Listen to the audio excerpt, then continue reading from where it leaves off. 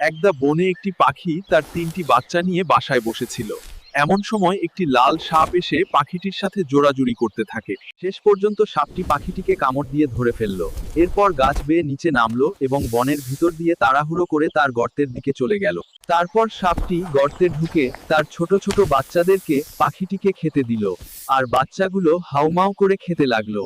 তারপরে মা পাখিটি না পাওয়ায় তার বাচ্চাগুলো আকাশের দিকে তাকিয়ে কিচিরমিচির কান্না করতে লাগলো। ওই সময় একটি ঈগল পাখি এসে দৃশ্যটি দেখল। তারপর ঈগলটি উড়ে গিয়ে খাবার নিয়ে ফিরে এসে বাচ্চাগুলোকে খাওয়াতে শুরু করলো। এরপর একদিন সেই লাল সাপটি ওই পাখিটির বাসায় এসে বাচ্চাগুলোকে কামড়ে নিতে চেষ্টা করে। ঈগল পাখিটি দূর থেকেই দৃশ্যটি দেখল। এরপর ঈগল পাখি সাপটিকে নখ দিয়ে আঁকড়ে ধরে উড়িয়ে কুমিরে ভরা নদীতে ফেলে উড়ে চলে গেল, আর কুমিরগুলো সাপটিকে খেয়ে ফেলল। এরপর ঈগল পাখিটি পাখিটির বাচ্চাগুলোকে বাসাসহ উড়ে নিয়ে গেল।